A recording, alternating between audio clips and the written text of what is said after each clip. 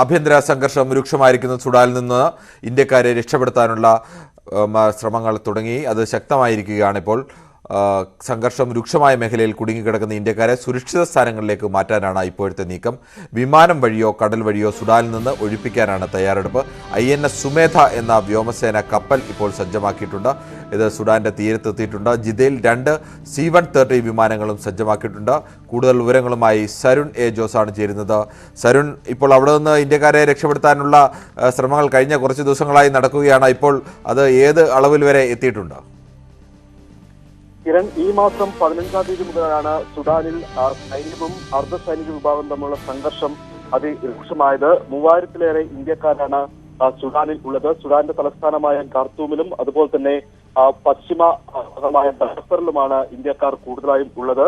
ഈ ഇന്ത്യക്കാരെ ഒഴിപ്പിക്കാനുള്ള നടപടികൾ അന്ന് ഈ സംഘർഷത്തിന് രൂക്ഷമായതിന് പിന്നാലെ കേന്ദ്ര സർക്കാർ തുടങ്ങിയിരുന്നു. കഴിഞ്ഞ ദിവസം പ്രധാനമന്ത്രിയുടെ അധ്യക്ഷതയിൽ ഉന്നതതല യോഗവും ചേർന്നിരുന്നു. അതിന് പിന്നാലെയാണ് ഇപ്പോൾ ഈ സുഡാനിൽ കുടുങ്ങിക്കിടക്കുന്ന ഇന്ത്യക്കാരെ ഒഴിപ്പിക്കാനുള്ള നടപടികൾ കേന്ദ്ര സർക്കാർ ഊർജിതമാക്കിയത്. വ്യോമസേനയുടെ 2 വിമാനങ്ങൾ C-130J എന്ന് പറയുന്ന 2 വ്യോമസേന വിമാനങ്ങളും അതുപോലെ തന്നെ അത് ജിദ്ദയിൽ സജ്ജമാക്കിയിട്ടുണ്ട്. ഏത് നിമിഷവും സുഡാനിലേക്ക് രക്ഷാദൌത്യമായി പുറപ്പെടാൻ ഈ വിമാനങ്ങൾ സജ്ജമാണെന്ന് വിദേശകാര്യ മന്ത്രാലയം അറിയിച്ചിട്ടുണ്ട്. അതുപോലെ തന്നെ നാവികസേനയുടെ INS സുമേധ എന്ന കപ്പലും പോർട്ട് സുഡാനിൽ അവിടെ നങ്കൂരമിട്ടിട്ടുണ്ട്.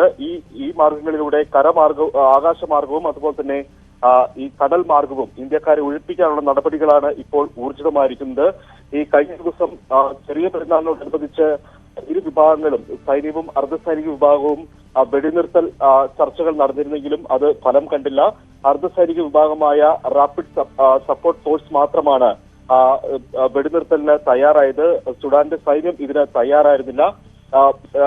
മറ്റ് പല ലോകരാജ്യങ്ങളും ഈ അർദ്ധസൈനിക വിഭാഗത്തോട് തങ്ങളുടെ വിമാനങ്ങൾ, തങ്ങളുടെ ജീവനക്കാരെ അല്ലെങ്കിൽ ഈ വിദേശ പ്രതിനിധികളെ രക്ഷപ്പെടുത്തുന്നതിനുള്ള വിമാനങ്ങൾക്ക് നേരെ വെടിയുതിർച്ചില്ല എന്ന് ഉറപ്പുവാങ്ങിയാണ് മറ്റ് ലോകരാജ്യങ്ങളും ഇപ്പോൾ അവിടെ നിന്ന് എംബസികളിൽ നിന്നും അതുപോലെ തന്നെ മറ്റ് പൗരന്മാരെയും ഒഴിപ്പിക്കുന്ന നടപടികൾ ഇപ്പോൾ നടത്തുന്നത്. അമേരിക്കയും ബ്രിട്ടനും അടക്കമുള്ള രാജ്യങ്ങൾ ഇപ്പോൾ അവരുടെ പൗരന്മാരെ ഒഴിപ്പിക്കുന്ന നടപടികൾ തുടങ്ങിക്കഴിഞ്ഞിട്ടുണ്ട്.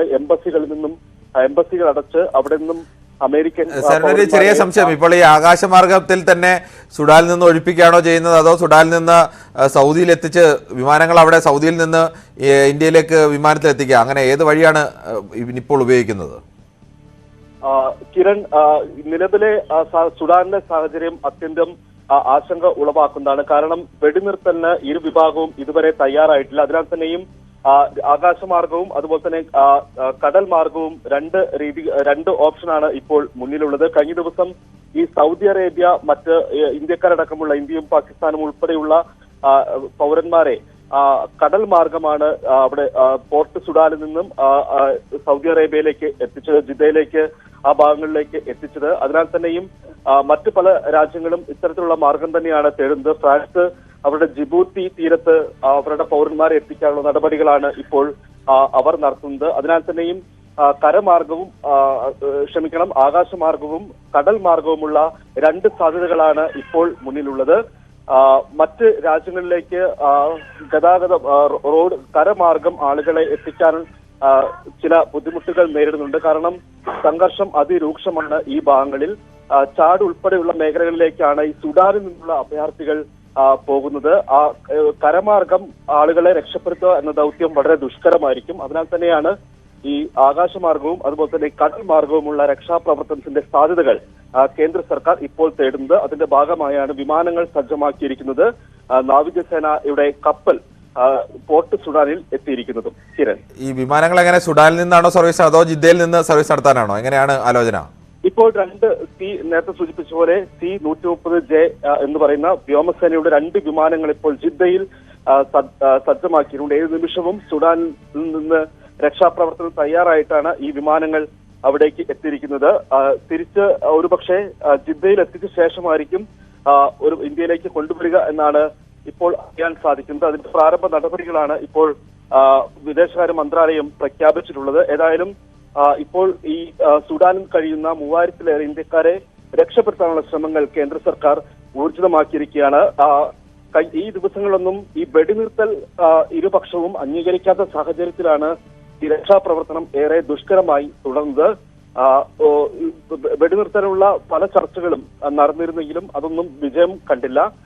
ഏതാനും മണിക്കൂറുകൾ മാത്രമാണ് ഇതിനകം തന്നെ ഈ മാസം 15-നാണ് അവിടെ സംഘർഷം തുടങ്ങിയത്. അതിനുശേഷം ഇത്രത്തോളം രൂക്ഷമായ ശേഷവും ഏതാനും മണിക്കൂറുകൾ മാത്രമാണ് ഈ വെടിനിർത്തൽ ഇരുപക്ഷവും തയ്യാറായത്. ആ സമയത്ത് പക്ഷേ രക്ഷാപ്രവർത്തനത്തിനുള്ള സാധ്യതകൾ ആ സമയത്ത് ഉരുത്തിരിഞ്ഞില്ല. അതിനുശേഷം ഐക്യരാഷ്ട്ര സംഘടനയുടെ അടക്കം നേതൃത്വത്തിൽ ഈ വെടിനിർത്തലുള്ള ചർച്ചകൾ ആളുകളെ ഒഴിപ്പിക്കുന്നതിന് വേണ്ടി വെടിനിർത്തലുള്ള ചർച്ചകൾ പല സമ്മർദ്ദം ഉണ്ടായിരുന്നെങ്കിൽ പോലും സുഡാന്റെ സൈന്യം അതിന് ഇതുവരെ തയ്യാറായിട്ടില്ല.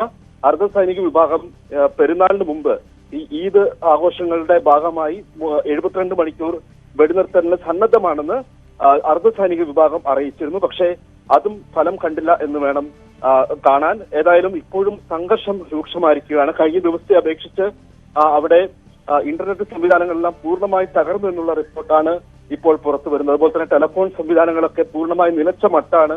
അതിനാൽ തന്നെയും രക്ഷാപ്രവർത്തനം ഏറെ ദുഷ്കരമാകുന്ന ഒരു സാഹചര്യത്തിലേക്കാണ് ഇപ്പോൾ സുഡാൻ നീങ്ങിക്കൊണ്ടിരിക്കുന്നത്. കിരൺ, ശരി.